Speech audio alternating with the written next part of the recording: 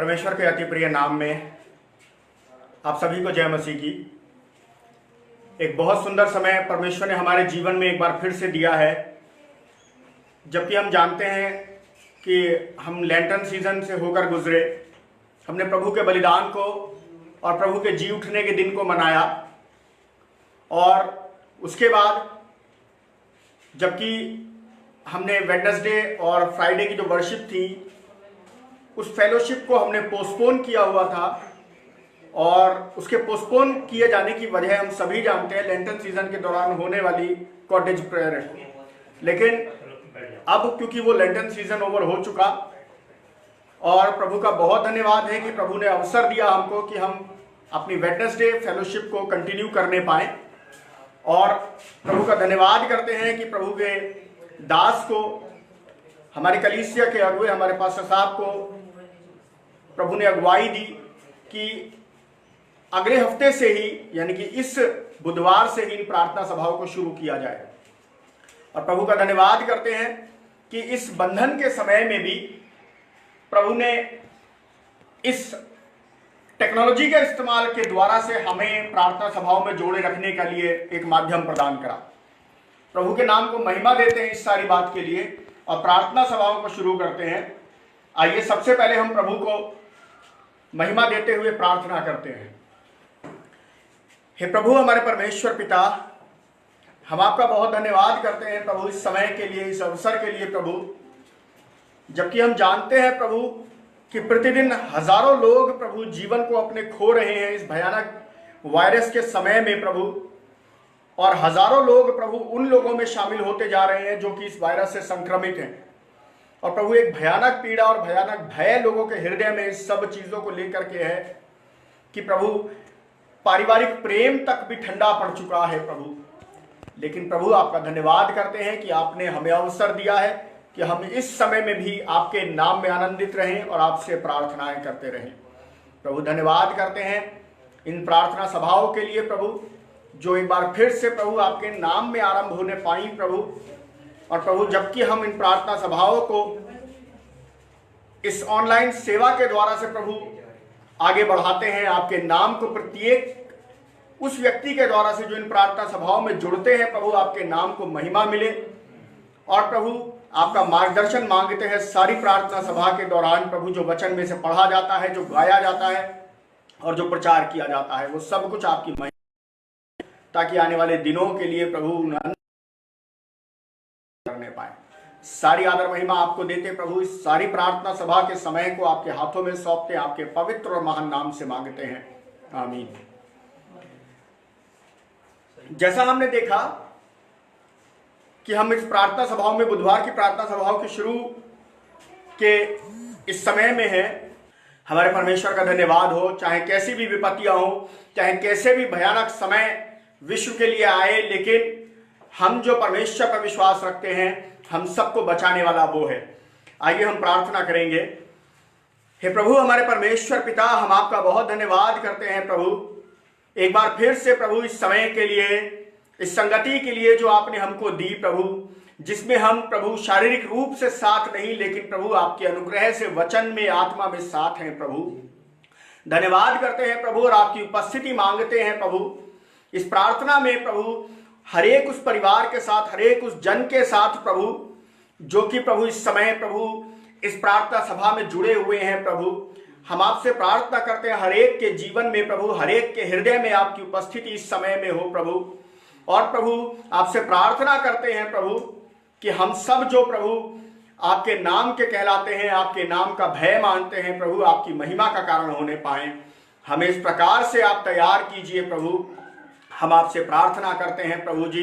जबकि हम जानते हैं सारा संसार प्रभु एक भयानक पीड़ा से गुजर रहा है प्रभु, और ये पीड़ा प्रभु जिसका कोई उपाय अभी तक भी बड़े से बड़े साइंसदान भी नहीं खोज पा रहे प्रभु, क्योंकि हम जानते हैं प्रभु कि जब आपका क्रोध और आपकी नाराजगी प्रभु मनुष्य पर प्रकट होती है, तो प्रभु मनुष्य उसका समाधान नहीं खोज सकता। केवल आपके अनुग्रह के कारण से ही प्रभु हमें छुटकारा संभव है। और प्रभु वो अनुग्रह आप हम पर करते हैं, इसलिए हम आपसे प्रार्थना करते हैं प्रभु, क्योंकि आपका वचन कहता है कि आप दुख देने से प्रसन्न नहीं होते, बल्कि प्रभु हमें दुख के साथ आप छुटकारा भी देते हैं, क्योंकि आप विलंब से कोप करने वाले परमेश्वर हैं प्रभु। आप अनुग्रहकारी और दयावंत हैं प्रभु। हम जानते हैं प्रभु कि हम अपराधी हैं और हमारे अपराध प्रभु हमें आपसे दूर कर देते हैं, और इस कारण हम सांसारिक और शारीरिक विपत्तियों में पड़ते हैं। हमारी आत्मा दुख पाती है प्रभु, लेकिन आपके अनुग्रह से और आपके प्रेम से प्रभु हम छुड़ाए जाते हैं। पिता मेरे परमेश्वर, हम आपसे प्रार्थना करते हैं आपके अनुग्रह के लिए, आपके प्रेम के लिए प्रभु, आपकी दया के लिए प्रभु। आपका छुटकारा, आपका प्रेम प्रभु हमारे जीवन में कार्य करे प्रभु। विश्व के सारे देश प्रभु जो भयानक पीड़ा में इस समय हैं प्रभु, एशिया के सारे देश, सारे अमेरिका के क्षेत्र के हिस्से के अलग अलग राज्य प्रभु, मेरे पिता यूरोप के सारे देश, अफ्रीका के सारे देश, ऑस्ट्रेलिया और अफ्रीका के और अमेरिका के प्रभु सारे रीजन्स प्रभु, एक एक क्षेत्र के लिए आपसे प्रार्थना करते हैं, हर एक छोटे और बड़े देश के लिए प्रभु हम आपसे प्रार्थना करते हैं। आप दयालु अनुग्रहकारी परमेश्वर हैं प्रभु। आप उपाय दीजिए प्रभु, आप रास्ते निकालिए प्रभु। आपसे कोई भेद छिपा नहीं प्रभु। आप जानते हैं किस तरह की भयानक पीड़ा में इस समय प्रभु विशेषकर वो लोग हैं जिनके पास कोई साधन नहीं है प्रभु, जिनके पास प्रभु धन नहीं है और जिनके पास प्रभु सांसारिक साधन और सोर्सेज और पहुंच नहीं है प्रभु अपने आप को सुविधा की स्थिति में रखने के लिए प्रभु। पिता वो बड़ी दुखद स्थिति में है, हम आपसे प्रार्थना करते हैं प्रभु। मेरे परमेश्वर, हम जानते हैं सरकारें अपने अपने स्तर पर अलग अलग देशों की वो सारे प्रयास कर रही हैं, विज्ञान सारे प्रयास कर रहा है प्रभु, लेकिन फिर भी प्रभु असफल हैं, क्योंकि प्रभु आपके वचन के अंदर लिखा है कि जब आप दृष्टि फेर लें और जब आप हमसे सुनना ना चाहें हमको प्रभु, तो हमें कौन बचा सकता है। लेकिन प्रभु आप अनुग्रहकारी परमेश्वर हैं, आप दया कीजिए प्रभु। आप अपना प्रेम एक बार फिर से इस मानव जाति के ऊपर दिखाइए प्रभु, और प्रभु हमारे इन पापों को जिनके कारण से हम इस भयानक पीड़ा में हैं प्रभु, इस पाप को प्रभु आप दूर करके प्रभु हमें एक बार और अवसर दीजिए आपकी तरफ आने का प्रभु। पिता आपके वचन के अंदर लिखा है, जो डाली आप में है और नहीं फलती वो काट डाली जाती है और झाड़ में झोंकी जाती है प्रभु। मेरे पिता, हम आपके वचन में बढ़ें प्रभु, आपके प्रेम में बढ़ें। ये समय जो आपने हमको दिया है प्रभु, ये यूं ही नहीं है प्रभु, ये बेअर्थ नहीं है प्रभु। इसके द्वारा से आप हमें आपके नाम के पास आने का, आपके नाम को पहचानने का अवसर जबकि दे रहे हैं प्रभु, हम आपका धन्यवाद करते हैं प्रभु, और इस अवसर को हम बहुमूल्य जाने प्रभु और आपकी महिमा करें। हम आपसे प्रार्थना करते हैं प्रभु, विश्व के एक एक प्रभु उस मसीही और उस विश्वासी भाई और बहन के लिए प्रभु, हर एक उस जन के लिए जो इस समय प्रभु आपसे लौ लगाकर प्रार्थना कर रहे हैं प्रभु। आप हर एक को जानते हैं, आप हर एक के हृदय और मन को जानते हैं, उनके प्रार्थनाओं के विषयों को भी जानते हैं प्रभु। मेरे पिता, हम आपसे प्रार्थना करते हैं उन सारे मसीही बहन भाइयों के लिए प्रभु, जो इस समय भयानक सताव में है प्रभु और बहुत अधिक पीड़ा में है प्रभु, और यहाँ तक उनके जीवन में सताव है कि उनके पास प्रभु उपचार और भोजन जैसी सुविधाएं भी नहीं पहुंच पा रही प्रभु। मेरे पिता, आप अनुग्रह कीजिए, अपने विश्वास में उन्हें मजबूत रखिए, क्योंकि हम जानते हैं प्रभु आपका वचन कहता है प्रभु कि अभी तो ऐसे बहुत सारे लोग हैं जो वध होने के लिए ठहराए गए हैं, लेकिन वो शरीर से तो वध किए जाएंगे, लेकिन आपके नाम में अनंत जीवन पाएंगे। मेरे पिता, अपने विश्वास में ऐसे भाई और बहनों को आप मजबूत रखिए प्रभु, और उन सताने वाले हृदयों को आप बदल दीजिए, ताकि प्रभु वो भी आपके नाम को जानने पाएं और आपके नाम की महिमा करने पाएं। हम प्रार्थना करते हैं सारे उन विश्वासी भाई बहनों के लिए प्रभु, जो अपने विश्वास के आरंभिक दिनों में ही हैं प्रभु अभी, और प्रभु वो सही से आपके नाम को जान भी नहीं पाए थे, और प्रभु प्रार्थना भवनों के नियमित तौर पर अपनी प्रार्थना सभाओं में प्रभु उनके ना होने की वजह से प्रभु वो आपके वचन से भटकने ना पाए प्रभु जी। उन्हें अपने वचन में आप बांधे रखिए, अपने स्वर्गदूतों के द्वारा प्रभु सुसमाचार के कार्य को आप इस समय उन तक पहुंचाइए प्रभु। मेरे पिता, आपका नाम महिमा पाए उन भाई बहनों के जीवन में प्रभु, और ऐसे सारे लोग प्रभु जो कि इस समय आपको नहीं जानते, लेकिन प्रभु इन ऑनलाइन प्रार्थना सभाओं के द्वारा जहां जहां भी ये प्रार्थना सभाएं हो रही हैं प्रभु, मेरे पिता, हर एक प्रार्थना सभा के द्वारा प्रभु जो लोग आपके नाम को नहीं जानते वो भी आपके नाम को जानने पाएं और अधिक आपका नाम महिमा पाए। मेरे पिता, सब बातों को आपके हाथों में सौंपते हैं। प्रत्येक कार्य को प्रभु जो हम करते हैं वो आपकी महिमा के लिए, और जो आपकी महिमा के अनुरूप नहीं है आपसे प्रार्थना करते हैं उन्हें हमारे जीवन से छांट के बाहर आप कर दीजिए प्रभु। पिता, सब प्रार्थना प्रभु बड़े निवेदन के साथ आपके प्यारे बेटे हमारे प्रभु यीशु मसीह के पवित्र और जीवित नाम से मांगते हैं, आमीन। इस समय हम परमेश्वर के वचन में से पढ़ेंगे यूहन्ना रचित सुसमाचार उसका 3रा अध्याय और उसका 16वां पद। यूहन्ना रचित सुसमाचार उसका 3रा अध्याय और उसका 16वां पद। और यहां इस तरह से लिखा है, क्योंकि परमेश्वर ने जगत से ऐसा प्रेम रखा कि उसने अपना एक लौता पुत्र दे दिया, ताकि जो कोई उस पर विश्वास करे वो नाश ना हो परंतु अनंत जीवन पाए। परमेश्वर के वचन के पढ़े और सुने जाने पर उसकी आशीष हो, आमीन। आइए एक छोटी सी प्रार्थना करें वचन में बढ़ने से पहले। हे प्रभु हमारे परमेश्वर पिता, एक बार फिर से आपसे प्रार्थना करते हैं प्रभु, जबकि हम इस वचन को समझने जाते हैं प्रभु, हम जानते हैं ये वचन प्रभु हमने अपने जीवन में सबसे अधिक बार सुना है प्रभु, लेकिन पिता एक बार फिर से हम जबकि इसको समझने का प्रयास करते हैं, हम जानते हैं आपके वचन के भेद बहुत गूढ़ हैं प्रभु, और उन्हें हम अपनी साधारण बुद्धि से नहीं समझ सकते। पिता आपसे प्रार्थना करता हूँ अपने आप के लिए मुझे बुद्धि दीजिए, मुझे अपने नियंत्रण में लीजिए प्रभु, और जो मेरे मुख से निकले वो आपकी महिमा को प्रकट करने वाला हो। और प्रभु जो भी भाई और बहनों तक ये वचन पहुँचता है वो उनके जीवन में आपके नाम की महिमा का कारण हो। आपके हाथों में सौंपते हैं, सब बातों को आपके पवित्र नाम से मांगते हैं, आमीन। आपके सामने जो वचन अभी पढ़ा गया, ये वचन जैसा मैंने कहा कि हमारे जीवन के अंदर प्रत्येक विश्वासी, एक प्रत्येक मसीही के जीवन के अंदर शायद सबसे अधिक बार सुना गया वचन, क्योंकि परमेश्वर ने जगत से ऐसा प्रेम रखा कि उसने अपने एक लौता पुत्र दे दिया, ताकि जो कोई इस पर विश्वास करे वो नाश ना हो परंतु अनंत जीवन पाए। और यह वचन जिस पर हम आज इस समय मनन कर रहे हैं, इस वचन को इस समय आपके सामने लेकर आने का जो मूल उद्देश्य है, जबकि मैंने प्रभु से प्रार्थना किया था कि प्रभु आप मुझे बताएं कि मुझे क्या प्रचार करना उचित होगा, क्योंकि अभी कुछ समय पहले ही हमने आपके बलिदान के दिन को मनाया है और एक सप्ताह पहले हमने आपके जी उठने के दिन के आनंद को मनाया। और प्रभु आप जबकि आप अपने शिष्यों पर प्रकट हुए, और वो हमने बीते सप्ताह में, बीते इतवार की प्रार्थना सभा में हमने जाना कि किस तरह से आपने अपने आप को थोमा पर और बाकी शिष्यों पर प्रकट किया। तो प्रभु आप मुझे बताएं कि मुझे किस विषय में प्रचार करना उचित होगा। और उसके बाद यह वचन वो था जो मैंने प्रचारक महोदय के थ्रू सुना, और मैंने प्रभु का धन्यवाद करा कि प्रभु मुझे पता चल गया कि मुझे क्या प्रचार करना है। और ये बहुत ज्यादा अर्थपूर्ण इस समय में भी इसीलिए, और हमेशा से अर्थपूर्ण है, और इस समय भी अर्थपूर्ण इसलिए क्योंकि हम जानते हैं कि हम सब एक भयानक विनाश के डर में जी रहे हैं।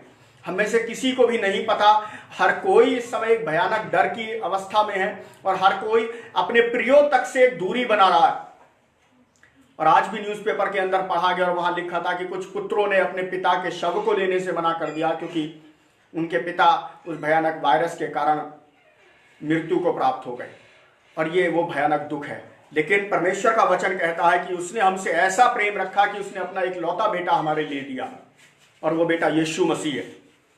और जब यीशु मसीह को हमारे लिए दिया गया तो उसके साथ साथ एक प्रतिज्ञा भी दी गई, और एक अद्भुत अनुग्रह की योजना भी हमारे लिए रखी गई, एक अद्भुत प्रेम की योजना भी हमारे लिए रखी गई कि जो कोई उस बेटे यीशु मसीह पर विश्वास करेगा वो अनंत जीवन पाएगा।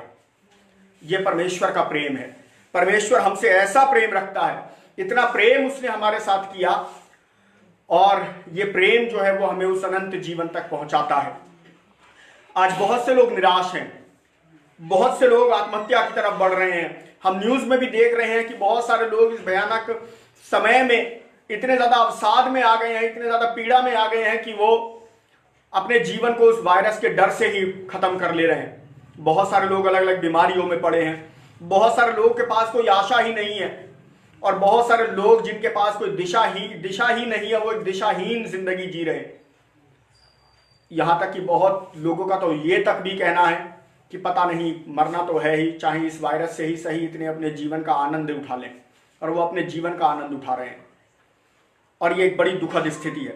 लेकिन परमेश्वर का वचन हमसे कहता है कि हमारे पास एक आशा है, उन सब पर एक आशा है जो परमेश्वर के नाम पर विश्वास करते हैं। एक लड़की जिसके विषय में हम जानते हैं और उसका नाम हमने जरूर सुना होगा, और उसका नाम हेलन केलर। और हेलन केलर जो कि जन्म से एक अंधी लड़की, एक गूंगी और बहरी लड़की, जिसने ना तो कभी किसी को देखा, ना सुना, ना कभी उसने मुंह से कुछ बोला। और वो लड़की जब अपने विषय में बयान करती है, जब अपने आप को एक्सप्रेस करती है, तो वो परमेश्वर के विषय में बताती है। वो लड़की जिसे परमेश्वर के विषय में किसी के द्वारा नहीं बताया गया, वो लड़की जिसने परमेश्वर के विषय में किसी के द्वारा ना तो जाना, ना देखा, ना सुना, वो भी परमेश्वर के विषय में बताती है। वो कहती है कि मैं एक ऐसे अनुभव को वो अपने लिखती है और कहती है कि मैं एक ऐसे चरित्र को जानती हूं, एक ऐसे व्यक्तित्व को जानती हूं जिसका नाम मुझे नहीं पता, लेकिन मुझे पता है उसके कारण से मैं शरीर में और अस्तित्व में हूं। तो आप समझ सकते हैं इससे कि वो स्त्री या वो लड़की जिसने कभी दुनिया में ना कुछ देखा, ना सुना, ना बोला, और वो भी परमेश्वर के अस्तित्व को पहचानती है, तो हम तो जीवित और सब कुछ देखने और बोलने और सुनने वाले परमेश्वर के बनाई हुई रचना है। और हम जानते हैं इस बात को कि हमें परमेश्वर ने रचा है। चाहे हम इस बात से इनकार करें, लेकिन फिर भी हम इस बात से इनकार नहीं कर सकते, क्योंकि सब चीजों का और सब बातों का बनाने वाला और रचने वाला परमेश्वर ही है। और इस बात को कि इन सब चीजों को परमेश्वर ने ही रचा, हम इस चीज को देखते हैं यूहन्ना रचित सुसमाचार के पहले अध्याय के उन पहले पद में ही। आदि में वचन था, वचन परमेश्वर के साथ था, वचन परमेश्वर था और वचन ही परमेश्वर के साथ था। ये वचन ही परमेश्वर के साथ था। और इसी चीज को हम कुलुस्सियों की पत्री के अंदर भी देखते हैं। कुलुस्सियों की पत्री का पहला अध्याय और उसके 15, 16 और 17 पद में लिखा हुआ है, वह तो अदृश्य परमेश्वर का प्रतिरूप, ये प्रभु यीशु मसीह के विषय में लिखा हुआ है, जिसके विषय में बहुत से लोग या तो आधी अधूरी जानकारी रखते हैं, या जो जानकारी रखते हैं वो केवल क्रूस पर चढ़ाए हुए मसीह के विषय में जानते हैं। और यहां पर पौलुस कुलुस्सियों से स्पष्टता से कहता है कि वह तो अदृश्य परमेश्वर का प्रतिरूप और सारी सृष्टि में पहलौठा, यानी कि सबसे पहले वो है, और वो हमारा प्रभु यीशु मसीह है, जो सृष्टि के रचने से भी पहले है, जिनके विषय में यूहन्ना रचित सुसमाचार के अंदर यूहन्ना अपने पहले ही अध्याय के पहले ही पद में कहता है, क्योंकि उसी में सारी वस्तुओं की सृष्टि हुई, स्वर्ग की हो या पृथ्वी की, देखी या अनदेखी, क्या सिंहासन, क्या प्रभुताएं, क्या प्रधानताएं, क्या अधिकार, सारी वस्तुएं उसी के द्वारा और उसी के लिए सृजी गई। जितनी भी वस्तुओं का निर्माण सृष्टि के अंदर हुआ है वो सब उसी के द्वारा किया गया, क्योंकि वो वचन के द्वारा से ही ये हुआ। और हम उत्पत्ति के पहले अध्याय के अंदर इसको पढ़ते हैं कि वचन मात्र से परमेश्वर के उन सारी चीजों की रचना करी गई। और 17वें पद के अंदर हम देखते हैं, और वही सब वस्तुओं में प्रथम है और सब वस्तुएं उसी में स्थिर रहती हैं। सब वस्तुओं में वो पहलौठा है, वो सब चीजों का रचने वाला है, सब चीजें उसी के द्वारा से बनाई गई और उसी के लिए बनाई गई। और हम उसका यदि इनकार करते हैं और यदि हम उसे पहचानने से अनदेखा करते हैं, तो हम जीवते परमेश्वर की निंदा करते हैं। उसी ने हमको बनाया है, वो हमारे जीवन का करता है, वो हमारे जीवन में कार्य करता है और वो कभी नहीं बदलता। संसार में बहुत सारी चीजें हैं जो बदल जाती हैं। अभी बीते दिनों मैं एक कोटेशन के बारे में सुन रहा था, जान रहा था, और उसके बारे में मैंने महसूस किया, और एक भाई ने मुझे उसको भेजा और उन्होंने लिखा कि अगर आप जीवन में किसी कष्ट और अंधकार के दौर से गुजर रहे हो, तो आप जो है उस फोटो फिल्म को याद करें जो अंधेरे कमरे में ले जाई जाती है, और अंधेरे कमरे में जाने की वजह से ही उसमें खूबसूरत रंग आते हैं। और तब क्योंकि वो उस अंधकार और उस कष्ट में से गुजरी, तब वो उन खूबसूरत रंगों को देख पाती है। अगर वो अंधकार में ना रहे तो उसमें खूबसूरत रंग नहीं आ सकते। लेकिन तभी मुझे विचार आया कि अब तो ये प्रोसेस खत्म हो चुका, क्योंकि अब कोई फिल्म अंधेरे कमरों में नहीं ले जाई जाती। अब वो उस रेड रूम के अंदर नहीं बनाया जाता उसको, अब उस रेड लाइट के अंदर उसको डेवलप नहीं किया जाता, क्योंकि अब इतनी टेक्नोलॉजी हाई है कि हम सीधे जो है उसको प्रिंट कर सकते हैं अपने अलग अलग डिवाइसेस से उसको क्लिक करके। यानी कि ये कोटेशन जो है वो अब अर्थपूर्ण नहीं रही। और ऐसी बहुत सारे वाक्य हैं जो साधारण मनुष्यों के द्वारा बोले गए और उनकी अर्थपूर्णता समाप्त हो गई एक निश्चित समय पर। और ऐसे बहुत सारे वाक्य हैं, और आप अपने जीवन में भी ऐसे बहुत सारी बातों को सोच सकते हैं और जान सकते हैं जो उस समय के जब जो मनुष्य जीवित रहे उन्होंने बोले, और अब उनका अर्थ कोई नहीं है। क्योंकि समाज और टेक्नोलॉजी और जो विकास है वो उससे ज़्यादा हो चुका है और उनकी अर्थपूर्णता समाप्त हो गई। लेकिन परमेश्वर का वचन ऐसा जीवता वचन है और इसीलिए हम उसको जीवता वचन कहते हैं, क्योंकि उसकी अर्थपूर्णता कभी समाप्त नहीं होती। वर्षों पहले, लाखों वर्षों पहले, हजारों वर्षों पहले जो कुछ लिखा गया, जो कुछ परमेश्वर के द्वारा कहा गया, उसके दासों के द्वारा से उसको लिख दिया गया, परमेश्वर के पुत्र हमारे प्रभु यीशु मसीह के द्वारा कहा गया, और जो हम पवित्र शास्त्र के अंदर पढ़ते हैं और जो मैंने अभी आपके सामने पढ़ा, उसकी अर्थपूर्णता कभी समाप्त नहीं होती और वो हमेशा जीवन में कार्य करता है। और उसका रेवेलेंस जो है, उसकी जो रेवेलेंसी है, उसका जो अर्थपूर्णता है, वो कभी भी समाप्त ही नहीं हो सकती।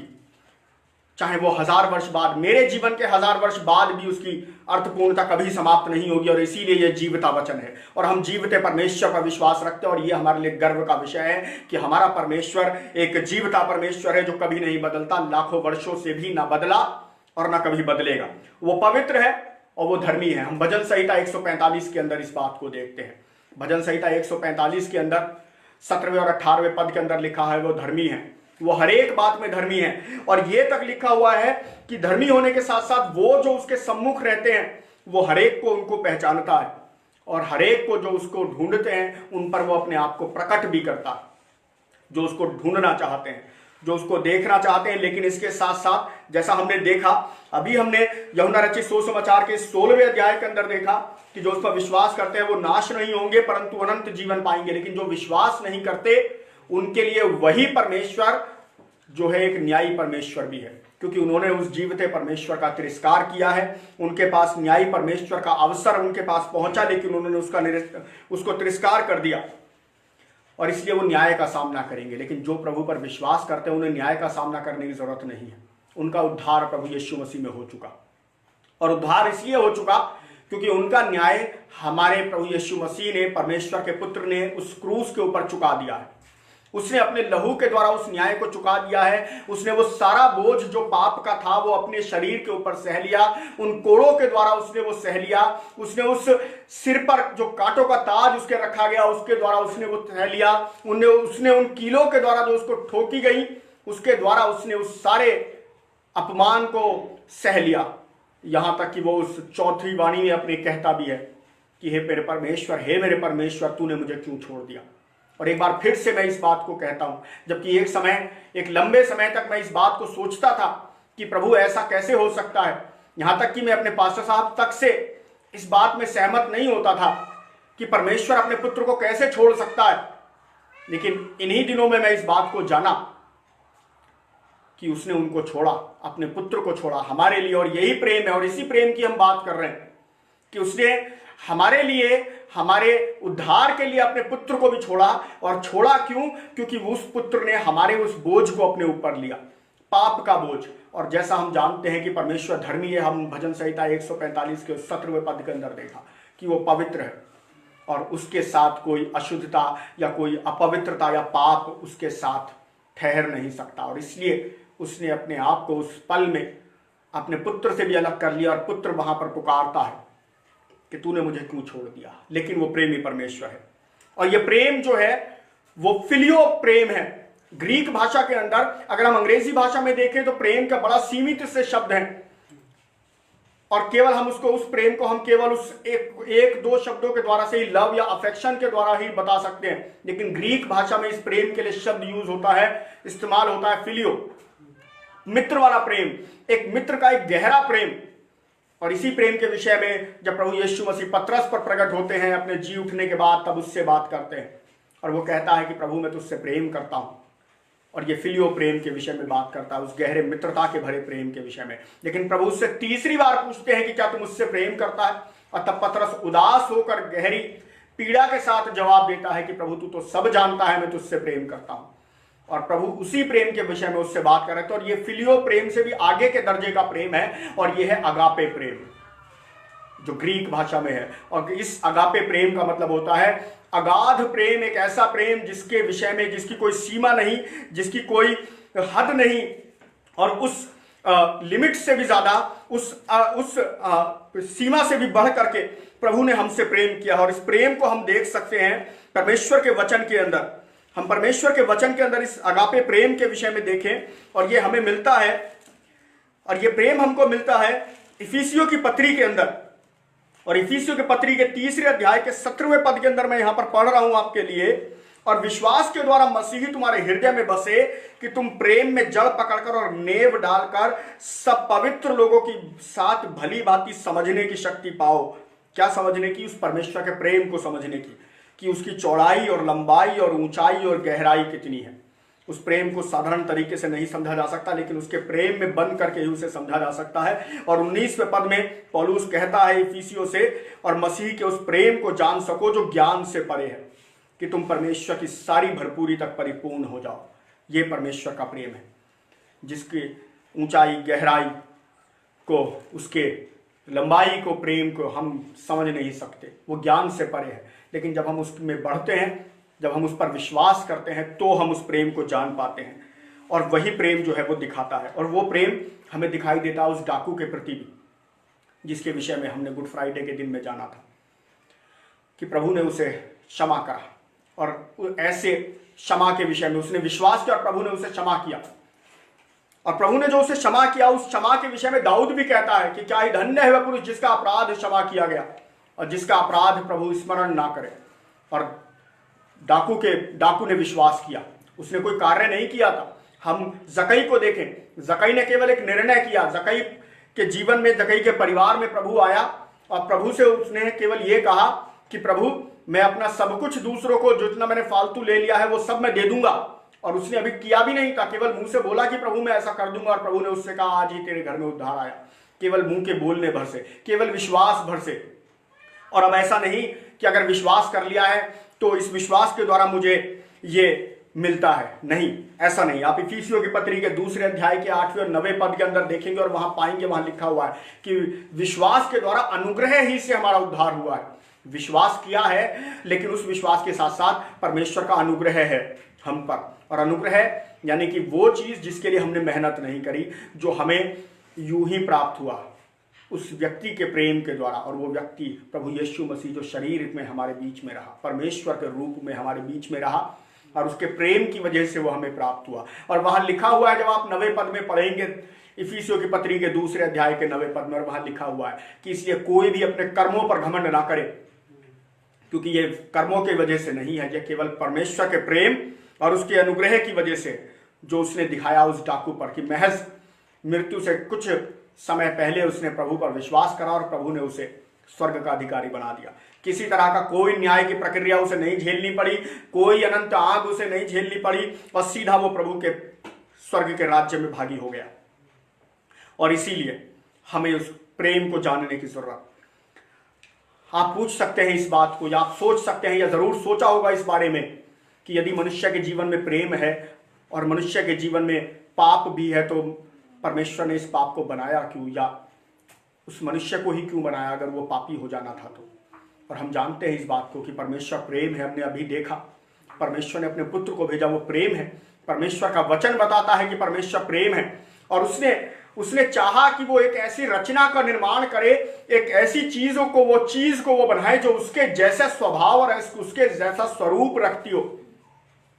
आप उत्पत्ति की पुस्तक के अंदर पढ़ेंगे और वहां लिखा है, परमेश्वर ने सब चीजें मुंह के कहने से, यानी कि वचन मात्र से रची, और वो वचन प्रभु यीशु मसीह था। लेकिन जब मनुष्य के बनाने का बारी आई, तब उसने कहा कि आओ हम मनुष्य को अपनी समानता में बनाएं। और आओ हम का मतलब है कि वहां परमेश्वर अकेला नहीं था, परमेश्वर पुत्र भी वहां था, और परमेश्वर पवित्र आत्मा भी वहां था, और मिलकर के स्वरूप और समानता में मनुष्य को बनाया गया। स्वरूप तो आज भी है, लेकिन समानता चली गई, स्वभाव चला गया, और इसी वजह से हम अशांत हैं। हम हत्याएं देखते हैं, हम बहुत सारा दुर्व्यवहार, हम व्यभिचार देखते हैं, हम युद्ध देखते हैं, डहा देखते हैं, नफरत देखते हैं, और उन सब का परिणाम स्वरूप मृत्यु का भयानक रूप हमारे जीवन में है। और ये सब की वजह है। और प्रभु ने जब हमें रचा, तब उसने हमें स्वतंत्र इच्छा भी दी। जब आदम और हवा को बनाया गया, तो उनके सामने प्रभु ने सारी चीजें रख दी, जो भी वचन के द्वारा, मुंह के द्वारा रची गई थी, वो सबका अधिकारी उसको बनाया। और साथ साथ प्रभु ने परमेश्वर ने उसे परखने के लिए उसे एक स्वतंत्र इच्छा भी दी और उससे कहा कि देख, ये वृक्ष है, ये जीवन का वृक्ष है, इसे मत खाना। और वहां लिखा हुआ है कि उस हवा ने उसको देखा और उसने खाया। उसके जीवन में पाप क्यों आया? क्योंकि उसने उस फल को देखा, देखने भर से। और यहाँ हमें एक शिक्षा मिलती है कि अगर हम पाप की तरफ जाते भी हैं, अगर हम उसकी तरफ देखते भी हैं, उस चीज की तरफ देखते भी हैं जो गलत है, तो वो हमारे लिए पाप का कारण होती है। यूसुफ के विषय में हम जानते हैं कि जब उसको पकड़वाया गया और वो फिरौन के भवन में था और उसकी जो स्त्री थी वो यूसुफ को पकड़ना चाहती थी और यूसुफ वहां से भागा, वो रुका नहीं उस जगह में। काश की हवा वहां से उस फल को देखती ही ना, भागती वहां से, तो शायद ये जो आज हम देखते हैं वो हमारे जीवनों में ना होता। लेकिन देखना भर उसके लिए पाप का कारण बना। और परमेश्वर ने जो स्वतंत्र इच्छा उसे दी, उस स्वतंत्र इच्छा ने का इस्तेमाल दुष्ट ने, शैतान ने उसके विरुद्ध में करा और उसका परिणाम उस पाप के रूप में हमारे सामने आया। और हम सारे घृणित कार्यों को परमेश्वर के विरोध में होते हुए आज देखते हैं। और संसार जो है, जितनी विपत्तियां, जितने भी कष्ट इस समय हमारे जीवन में आते हैं, संसार विज्ञान के तरक्की के द्वारा से सोचता है कि हम इन बीमारियों या इन चीज़ों का इलाज विज्ञान के द्वारा ढूंढ लेंगे। लेकिन हम जानते हैं और हम इस समय में देख रहे हैं कि जिस चीज़ के विरुद्ध यदि परमेश्वर है तो फिर उसका साथी कौन हो सकता है? परमेश्वर का वचन कहता है। और विज्ञान, आज वही विज्ञान तबाही की वजह है और कोई उपाय उसका नहीं। वचन कहता है कि मनुष्य के अंदर असाध्य रोग लगा है। और वो असाध्य रोग कौन सा है? जिसके विषय में दाऊद भी कहता है कि मैं गर्भ ही से पाप में जन्मा, जब मैं धरती पर था भी नहीं उसके पहले मेरे अंदर पाप था। क्योंकि पाप हमारे स्वभाव में है और वो जन्म ही से हमारे अंदर पलता है।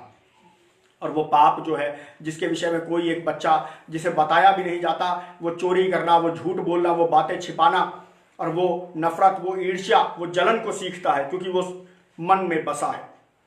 पहला यूहन्ना 3:4 के अंदर वचन कहता है कि जो पाप करता है वो व्यवस्था का विरोध करता है। और व्यवस्था क्या है? व्यवस्था परमेश्वर ने हमको दी थी, उसमें आज्ञाएं दी गई थी।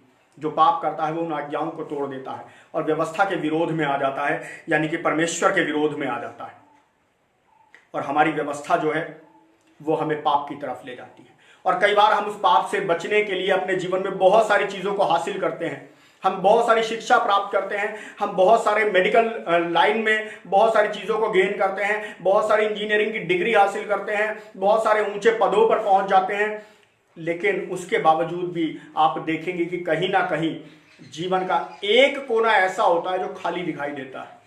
और उस समय हमें उस अशांति की कमी, हमें लगता है कि उस अशांति को कहाँ से दूर करा जाए, और वो कमी केवल परमेश्वर दूर कर सकता है। और हम उसे तलाशते हैं और वो हमें नहीं मिलता। और मिलता इसलिए नहीं क्योंकि हम उसे ढूंढना नहीं चाहते। और जब हम उसे ढूंढना नहीं चाहते तो परिणाम ये निकलता है कि वो हमारे तक पहुंच नहीं पाता। वचन कहता है, जब प्रभु ने अपने शिष्यों से बोला और जब वो प्रचार करते थे भीड़ के सामने, उन्होंने उनको भी बोला कि मांगो तो तुम्हें दिया जाएगा, ढूंढो तो तुम पाओगे, खटखटाओगे तो तुम्हारे लिए खोला जाएगा। याकूब कहता है इस बात को कि तुम मांगते और तुम्हें मिलता नहीं, इसलिए क्योंकि बुरी इच्छा से मांगते हो। और यही वजह है कि हम पाप में पड़े रहते हैं, हम मृत्यु की तरफ चले जाते हैं। और ये मृत्यु भी 3 तरीके की है। शारीरिक मृत्यु, जिसके बारे में हम सब जानते हैं कि हम मर के कब्र में जाते हैं, हम मर के मिट्टी में मिल जाते हैं। और इस शारीरिक मृत्यु से पहले भी एक मृत्यु होती है और वो है आत्मिक मृत्यु। क्योंकि शरीर के साथ साथ आत्मा भी हमारे साथ साथ चलती है और वो आत्मा हमें लगातार बताती रहती है परमेश्वर के प्रेम के बारे में, लेकिन हम अनदेखा करते रहते हैं। हम अनदेखा करते रहते हैं और परिणाम निकलता है कि हमारी आत्मा जो है वो परमेश्वर से अलग हो जाती है। और आत्मा का परमेश्वर से अलग होने का मतलब है नरक की तरफ जाना। और वो नरक जो है वो हमें उस तीसरी मृत्यु यानी कि अनंत मृत्यु की तरफ ले जाता है, जो हमें उस समय देखने मिलेगी जब हम परमेश्वर के न्याय सिंहासन के सामने पहुंचेंगे। लेकिन मसीह हमें इस अनंत मृत्यु से बचाता है। परमेश्वर का प्रेम हमें इस अनंत मृत्यु से बचाता है। और मसीह से दूरी जो है वो हमें नरक की तरफ लेकर के जाती है। और इसीलिए परमेश्वर ने अपने पुत्र को हमारे बीच में दिया। और जो हम वचन के बारे में अभी जाना यूहन्ना 3:16 के बारे में कि जितने परमेश्वर के पुत्र पर विश्वास रखते हैं वो सब अनंत जीवन पाते हैं। उसने अपनी मदद के लिए, हमारे को बचाने के लिए अपने आप को खाली करके अपने बेटे को हमारे बीच में भेजा कि वो शरीर के रूप में वो शरीर में होकर के हमारे बीच में रहे। मगर अफसोस कि पुराने समय में, उस प्राचीन काल में परमेश्वर का तिरस्कार किया गया। उसके बाद 2000 वर्ष पहले के समय में हमने देखा कि परमेश्वर पुत्र का भी तिरस्कार किया गया, और अब हम आज देखते हैं कि परमेश्वर पुत्र के बाद उस परमेश्वर के तीसरे रूप यानी कि पवित्र आत्मा का भी तिरस्कार किया जाता है, और इसीलिए हम मृत्यु की तरफ जाते हैं। लेकिन परमेश्वर का वचन, परमेश्वर का प्रेम अब भी हमारे पास है। हमें क्रूस के पास आना है ताकि हम अनंत जीवन पाए, क्योंकि उस क्रूस के पास ही हमें अनंत जीवन है। और शायद बहुत सारे लोग, आप जो शायद अगर पहली बार आज सुन रहे हैं और आप मसीहत को नहीं जानते अगर, तो शायद आप ये कहेंगे कि क्रूस पर तो तुम्हारा मसीह मर गया, फिर उसके बाद क्या आशा, तुम अनंत जीवन की बात कैसे कर सकते हो। तो आप जानते हैं इस बात को भी, और आप प्रभु का बहुत धन्यवाद करते हैं कि प्रभु ने आधुनिक सहारा लेकर, आधुनिक चीज़ों के द्वारा से भी बहुत लोगों तक इस बात को पहुंचाया है। लगभग बहुत सारे विश्व के लोग, जबकि केवल इस बात को जानते थे कि मसीही जो जिसके ऊपर ईसाई या मसीही लोग विश्वास करते हैं, उनका जो ईश्वर था वो मार दिया गया क्रूस के ऊपर, लेकिन वो नहीं जानते थे कि वो जी भी उठा। लेकिन प्रभु ने अद्भुत रीति से कार्य किया है, और बहुत सारे लोग आज जानते हैं इस विषय में कि मसीह जी उठा, और हम जीवते परमेश्वर पर विश्वास रखते हैं। हमारा परमेश्वर कोई मृत परमेश्वर नहीं, हमारा परमेश्वर कोई निष्क्रिय परमेश्वर नहीं, वो कोई ऐसा परमेश्वर नहीं जो कि हमारे साथ साथ ना चलता हो। वो हमारे साथ चलता है, वो हमारे साथ रहता है, वो हमें अनंत जीवन की आशा देता है। और इस आशा के विषय में हम कुरिन्थियों की पुस्तक के 15वें अध्याय के अंदर देखते भी हैं, और हमने पिछले सप्ताह भी, बीते रविवार भी इसको देखा था। और हम जानते हैं इस बात को, 13वें पद के अंदर वहां लिखा हुआ है, यदि मरे हुओं का पुनरुत्थान ही नहीं तो मसीह भी नहीं जी उठा, और अगर मसीह नहीं जी उठा तो हमारा प्रचार करना भी व्यर्थ है। और यही अंतर है हम में और बाकी सब में, वो जो मसीह में विश्वास नहीं रखते, कि हम जीवते परमेश्वर के नाम से कहलाते हैं, और जीवते परमेश्वर के नाम से कहलाए जाने की वजह से ही आज परमेश्वर का नाम सारे संसार में सबसे अधिक लिया जाता है, परमेश्वर का वचन सारे संसार में सबसे अधिक पढ़ा जाता है, और परमेश्वर के नाम का विरोध भी सबसे ज्यादा होता है। लेकिन उसके बावजूद भी तरक्की भी उसी परमेश्वर के नाम की सबसे ज्यादा होती है, चाहे कितना भी उसका विरोध करा जाए, क्योंकि वो जीविता परमेश्वर है, वो जीवित परमेश्वर है, और वो जीवित परमेश्वर के रूप में हमारे साथ रहता है। और हम देखते हैं इसको पहला कुरिन्थियों के 15वें अध्याय के 22वें और 23वें पद के अंदर भी वहां लिखा हुआ है, और जैसे आदम में सब मरते हैं वैसे ही मसीह में सब जिलाए जाएंगे, परंतु हर एक अपनी अपनी बारी से, पहला फल मसीह और फिर मसीह के आने के बाद उसके लोग। और ये हमारे लिए धन्य आशा है, और ये धन्य आशा हमें इसी 15वें अध्याय के 51वें पद से आगे भी मिलती है कि देखो मैं भेद की बात तुमसे कहता हूं कि अब हम सब तो नहीं सोएंगे, परंतु सब बदल जाएंगे, और यह क्षण भर में पलक मारते ही पिछली तुरही फूंकते ही होगा, क्योंकि तुरही फूंकी जाएगी और मुर्दे अविनाशी दशा में उठाए जाएंगे और हम बदल जाएंगे।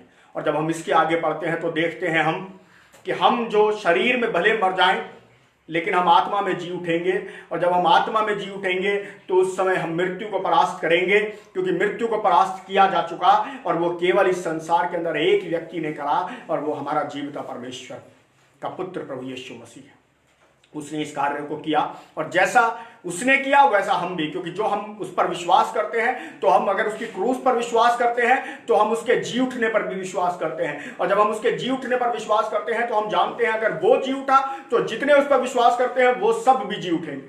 और ये हमारी धन्य आशा है, जिसके विषय में हम जानते हैं, और जिसके विषय में हम आनंद के साथ सबको बताते हैं, और इसी पर हम गर्व भी करते हैं। और सारे प्रेरित भी उस समय में जबकि मसीह जी उठा, और हम प्रेरितों की पुस्तक, प्रेरितों के काम की पुस्तक से आगे जितनी भी जगह पर पढ़ते हैं, हम इस बात को जानते हैं कि वो प्रेरित जो थे वो मसीह के जी उठने के बारे में अद्भुत आनंद रूप से आनंदित थे, और वो स्वर्गारोहण का, वो पुनरुत्थान की ही सामर्थ्य थी जो उन्हें लेकर के चलती थी, जो उनको अद्भुत कार्य कराती थी, और वो किसी भी तरह के भय से, किसी भी तरह के उत्पीड़न से घबराते नहीं थे। और इसीलिए हम उसी जीवते परमेश्वर की संतान कहलाते हैं, क्योंकि वो कहता है यूहन्ना रचित सुसमाचार के पहले अध्याय के अंदर कि जितनों ने उस पर विश्वास किया उसने उन्हें परमेश्वर के संतान होने का अधिकार दिया। और उसी जीवते परमेश्वर के बारे में मैं आपको बता रहा हूं। हम उसके पास आए, वो आपको अनंत जीवन देगा। हमें अपने आप को तलाशने की जरूरत है, और वो तलाशना कैसे होगा? वो पश्चाताप से होगा। हम सब जो चाहे मसीह में बहुत लंबे समय से हो, हम शायद ऐसा हो सकता है जो बहुत लंबे समय से बहुत बड़ी आयु हमने परमेश्वर में पूरी कर ली, मसीह के विश्वास के साथ पूरी कर ली, लेकिन फिर भी हम अभी खाली अपने अंदर महसूस करते हैं। और शायद बहुत सारे लोग आप में से जो मुझे अचानक से शायद आपने इस वीडियो को चला लिया होगा, शायद आप इस लाइव में ज्वाइनिंग आपने कर ली होगी और शायद प्रभु की इच्छा के अनुरूप आप इसमें आकर के जुड़ गए और आप पहली बार इसको सुन रहे हैं। आप जो मसीह को नहीं जानते, एक चीज जो आपको अपने मन के अंदर दिखाई देती होगी और महसूस देती होगी, और वो है खालीपन। और उस खालीपन को भरने के लिए हम जानते हैं कि हम बहुत सारी चीजें करते हैं। बहुत सारे लोग नशे की तरफ चले जाते हैं, बहुत सारे लोग टीवी की तरफ चले जाते हैं, बहुत सारे लोग अपने मोबाइल में समय बिताते रहते हैं और अलग अलग चीजें करते रहते हैं, क्योंकि वो खालीपन उनको भरने के लिए कुछ चाहिए। और जब जीवन उनसे सवाल पूछता है, जब आत्मा उनसे सवाल पूछती है और उस सवाल का जवाब उनके पास नहीं होता, तब वो भाग करके इन सारे विकल्पों की तरफ जाते हैं, मित्रों की तरफ, टीवी की तरफ, मोबाइल की तरफ और दूसरी चीजों की तरफ, ताकि जिंदगी के और आत्मा के जो भीतर जो सवाल उठ रहा है, जो खालीपन का सवाल है, चाहे वो कितनी भी बड़ी उपलब्धि किसी के भी पास हो, कोई भी मिलेनियर हो या कुछ भी हो, किसके पास कुछ भी उपलब्धि हो, और वो उस उपलब्धि के बीच में जो सवाल उसके जीवन में उठता है, उससे बचने के लिए वो इन विकल्पों का सहारा लेता है।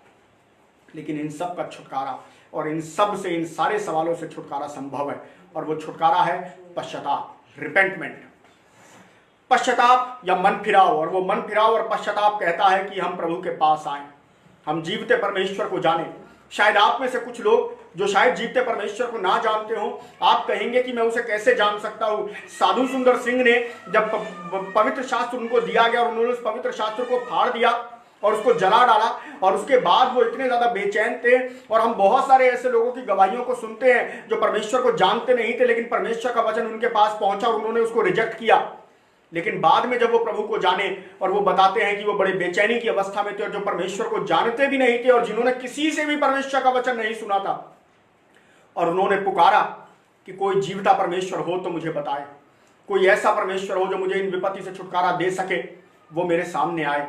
और ऐसे बहुत सारे लोग हैं जिन्होंने उस जीवते परमेश्वर को जाना है, व्यक्तिगत रूप से जाना है, किसी भी सेवक के द्वारा नहीं, किसी प्रचार के द्वारा नहीं, लेकिन पवित्र आत्मा ने उनके ऊपर उसको प्रकट किया, क्योंकि यीशु मसीह ने इस विषय में अपने वचन के अंदर, अपने प्रचार के अंदर कहा कि मांगो तो तुम्हें मिलेगा, ढूंढो तो पाओगे, खटखटाओगे तो खोला जाएगा। और बहुत सारे लोगों ने उसको पाया। आप भी उसे पा सकते हैं, मेरे कहने से नहीं या किसी और के कहने से नहीं। आप खुद से अपने आप से सवाल कीजिए, अपने आप से पूछिए और उस पश्चाताप की तरफ आइए। अपने आप से सवाल पूछना शुरू कीजिए कि क्या ये जो लगातार बहुत सारे लोग फेसबुक के ऊपर, व्हाट्सएप के ऊपर डालते रहते हैं, और बहुत सारे लोग जो मसीह विश्वास के कहलाते हैं, वो लोग क्या विश्वास करते हैं, उनका परमेश्वर कौन सा है। और मैं आपसे दावे से कहता हूं कि परमेश्वर आपके सामने अपने आप को प्रकट करेगा। और हजारों लोग ऐसे हैं जो बिना किसी के द्वारा, केवल पवित्र आत्मा के द्वारा उस परमेश्वर के नाम को जाने हैं, और आप भी जानेंगे उसको। और ये पश्चाताप के द्वारा संभव है, ये आंसू बहाने के द्वारा संभव है। और ये आंसू बहाना केवल एक रात में नहीं होता, रातों रात नहीं होता, लगातार करने की जरूरत है और बार बार करने की जरूरत है। और वो लोग भी जो अपने आप को मसीही कहते हैं, चाहे वो मैं भी हूं, और मैं जानता हूं अपने बारे में भी कि मैंने कल भी उसी चीज को करा है और परसों भी उसी चीज को करा। हमें बार बार अपने आप को पश्चाताप करने की जरूरत है, हमें अपने आप को वापस से उस चीज में लाने की जरूरत है। मैं प्रभु का बहुत धन्यवादी हूं। बीते सप्ताह में जबकि पुनरुत्थान का दिन हमने मनाया, प्रभु के जी उठने का दिन मनाया, और उसके बाद एक खालीपन सा जीवन में था, और मैं जो था अपना समय मोबाइल के साथ बिता रहा था, और मुझे अचानक से लगने लगा कि प्रभु मैं आपके वचन से डाइवर्ट हो गया।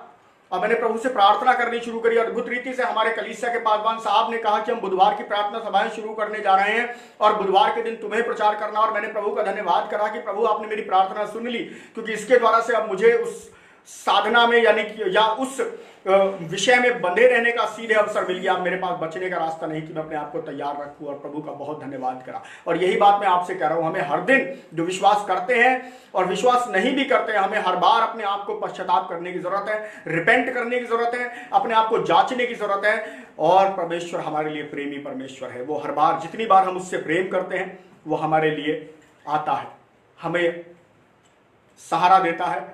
मत्ती रची सुसमाचार के 11वें अध्याय के 28वें पद के अंदर वो कहता है, बोझ से दबे हुए लोगों मेरे पास आओ, मैं तुम्हें विश्राम दूंगा। उसने वो बोझ हमारे लिए उठाया है। और इसीलिए वहां लिखा हुआ है, आप जब 29वें पद को पढ़ेंगे, वहां लिखा हुआ है कि मेरा जुआ उठा लो क्योंकि मेरा बोझ हल्का है। आपको पता है जुए के अंदर दो जानवर, वो लोग जो हल चलाते हैं और वो इस बात को जानते हैं कि जुए के अंदर दो बैल बांधे जाते हैं, और वचन के अंदर भी लिखा हुआ है कि दोनों बैल जो है वो बराबर शक्ति के होने चाहिए, अन्यथा एक बैल को अधिक बल लगाना पड़ेगा। लेकिन प्रभु यीशु मसीह कहते हैं उस मत्ती 11 अध्याय के 28 और 29वें पद के अंदर कि अपने जुए में मुझे शामिल करो, तब तुम्हें बोझ उठाने की जरूरत नहीं है। अगर तुम कमजोर बैल भी हो, अगर तुम कमजोर भी हो, तो भी तुम्हारा सारा बोझ मैं उठाऊंगा। और वो इसलिए क्योंकि वो उस बोझ को उठाने में सामर्थी है, और सामर्थी इसलिए है क्योंकि उसने उस बोझ को उठाकर उस पर जय पाई है, और इसलिए वो उसको कर सकने में सक्षम है। हम अपने आप से नहीं कर सकते। कई बार ऐसा होता है, हम बहुत सारे विश्वासी भाई बहन भी जो प्रभु पर विश्वास तो करते हैं, लेकिन आधा अधूरा विश्वास करते हैं। हम कहते हैं ठीक है प्रभु, हमने प्रार्थना कर ली, प्रभु हमने आप पर विश्वास किया है, लेकिन फिर भी मुझे कुछ कोशिश तो अपनी तरफ से भी करनी चाहिए। और हम प्रभु पर विश्वास ना करके अपनी बुद्धि का इस्तेमाल भी उसमें कर रहे होते हैं, यानी कि पूरा भरोसा परमेश्वर पर नहीं। और जब पूरा भरोसा परमेश्वर पर नहीं, तो हमें छुटकारा नहीं मिलता, हमें उद्धार नहीं मिलता, और फिर हम दोष प्रभु पर लगाते हैं कि प्रभु हमने आपसे प्रार्थना करी थी और आपने उत्तर नहीं दिया हमको। लेकिन हम ये भूल जाते हैं कि हमने सारा भरोसा प्रभु पे छोड़ा ही नहीं था, और जब सारा भरोसा प्रभु पे नहीं छोड़ा तो इसीलिए हमें ये देखने मिलता। आप देखते हैं, आपने भी जरूरी अनुभव किया होगा, जब आप छोटे रहे होंगे, आपने शायद साइकिल चलाना सीखा होगा, और उस साइकिल चलाने में आपके किसी दोस्त ने, आपके पापा जी ने आपको वो साइकिल चलाना शुरुआत में सिखाया होगा। अब तो आपके पास वो साइड व्हील्स आते हैं जिसमें कि बच्चे बिना किसी डर के उसको सीख सकते हैं।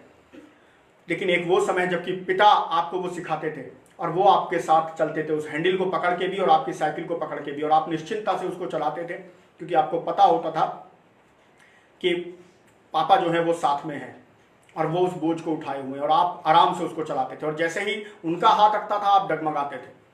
और यही बात जो मैं आपको समझाना चाहता हूं, सारा बोझ प्रभु पर डालें। और प्रभु इस बात को कहते हैं मेरा बोझ हल्का है, आप अपना बोझ मुझ पर डालो, सारी समस्याएं मुझ पर डालो, सारा बोझ अपना मेरे ऊपर रखो।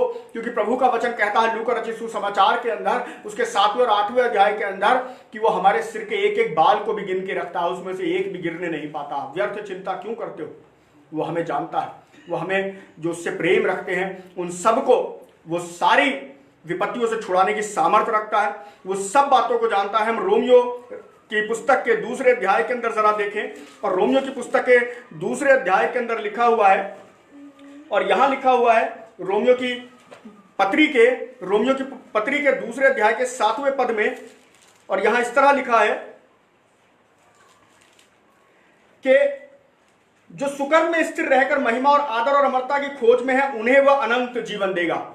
यह अनंत जीवन हमारा परमेश्वर देता है, और किन्हें देता है? उन्हें जो सुकर्म यानी कि भले कार्यों में स्थिर रहकर महिमा और आदर और अमरता की खोज करते हैं, उन्हें वो अनंत जीवन देता है। और उसके नीचे लिखा हुआ भी है कि जो लोग इस बात को नहीं मानते, यानी कि सत्य को नहीं मानते, उन पर कोप पड़ेगा, और उनको जो है वो अनंत जीवन से दूर हो जाएंगे, और उन्हें उस न्याय का सामना करना पड़ेगा।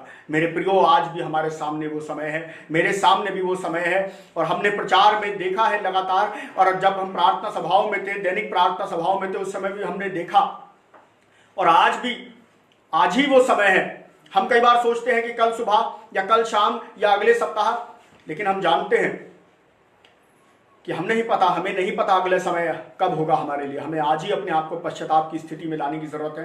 प्रभु से छुटकारा अपने पापों के लिए मांगने की आवश्यकता है। उसने पहले ही हमारे लिए कीमत चुका दी है, हमें केवल उस कीमत चुकाए जाने पर विश्वास करना, और केवल उस पर विश्वास करना हमें उस अनुग्रह की तरफ ले जाएगा, और वो अनुग्रह हमें अनंत जीवन देगा।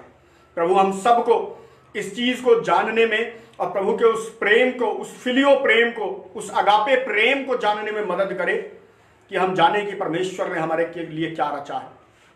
और तब ये जो भयानक समय जिसमें सारा संसार भय में है, वो हमें आनंद में ले आएगा। पौलुस कहता है जीना मेरे लिए मसीह और मरना मेरे लिए लाभ है। अगर मैं मर भी जाऊं तो मसीह से मिलूंगा, और जी रहा हूं तो मसीह के प्रचार करता रहूंगा, और जब तक करता रहूंगा जब तक मैं शरीर में हूं। और ये आनंद जो है वो केवल मसीही में मिलता है, क्योंकि हमारा परमेश्वर जो है वो जीवता परमेश्वर है, और उसके पुत्र ने, हमारे प्रभु यीशु मसीह ने हमारे लिए क्रूस पर मृत्यु से सही, लेकिन मृत्यु के साथ साथ वो जी भी उठा, और जी उठने के साथ साथ वो हमारे लिए भी उस अनंत आशा को हमारे पास रखता है। आइए परमेश्वर से प्रार्थना करें। हे प्रभु, हमारे परमेश्वर पिता, मैं आपका धन्यवाद करता हूँ एक बार फिर से प्रभु, आपका प्रेम जो बयान से बाहर है प्रभु। मेरे पिता, ये वो विषय है जिसके विषय में वर्षों से और हजारों वर्षों से प्रभु बहुत सारे आपके दासों ने, बहुत बड़े बड़े दासों ने प्रभु बताया है।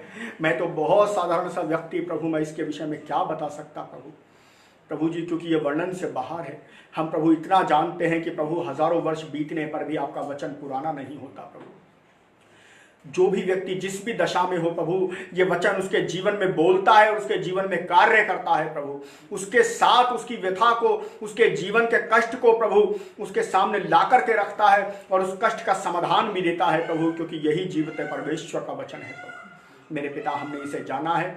मेरे प्रभु, मैं आपसे प्रार्थना करता हूँ, जितने भाई लोगों ने, जितने बहन लोगों ने प्रभु, जितने भी लोगों ने इसको जाना है प्रभु, जो आपको नाम को आज नहीं जानते और उन्होंने इस वचन को सुना प्रभु, उनके जीवन में आपका प्रेम कार्य करे और वो प्रभु आपको जाने प्रभु, आपसे पुकारें और आपसे प्रार्थना करें और कहे कि मैंने उस मसीह के बारे में, जिसके बारे में मैं नहीं जानता, मैंने जाना था, सुना, मैंने कोई प्रचार करता था। और प्रभु मैं जानता हूं जब वो ऐसा प्रार्थना करेंगे और आप उनकी बात सुन करके अपने आप को उन पर प्रकट करेंगे, प्रभु मैं प्रार्थना करता हूं उन भाई बहनों के लिए भी जो वर्षों से आपको जानते हैं प्रभु, और उनमें मैं भी शामिल हूं प्रभु। लेकिन यदि हम शरीर से तो आपको जानते हैं, दिमाग से तो जानते हैं, लेकिन दिल और आत्मा से दूर हैं, तो प्रभु मैं अपने आप के लिए और ऐसे सारे भाई बहनों के लिए प्रार्थना करता हूं कि हम दोबारा से आपको जाने प्रभु, क्योंकि आपका वचन कहता है कि इसी जीवन में ये आशा है कि हम उस अनंत जीवन को धर लें प्रभु, क्योंकि इसके बाद वो रात आने वाली है जिसमें कोई युक्ति काम नहीं करती और कोई युक्ति काम नहीं आएगी, और तब हमें न्याय सिंहासन के सामने खड़ा होना होगा प्रभु। मेरे पिता, आप हमारे साथ होइए प्रभु, ताकि प्रभु हम आपके उस बलिदान को जान करके, आपके उस प्रेम को जान करके उस अनंत आशा को अपने जीवन में प्राप्त करें प्रभु। आपके नाम को महिमा देता हूँ सब बातों में प्रभु। मेरे पिता, आपके पुत्र का प्रेम जिसने हमें उस अनंत आशा में, उस धन्य आशा में रखा है, वो वर्णन से बाहर है प्रभु। कितनी भी देर और कितनी भी बार उसको बताया जाए प्रभु, कम है। पिता, आपके वचन को महिमा मिले सब बातों में। आपका धन्यवाद करता हूँ। प्रार्थना को आपके प्यारे बेटे, हमारे जीवित सामर्थ्य प्रभु यीशु मसीह के नाम से मांगता हूँ, आमीन।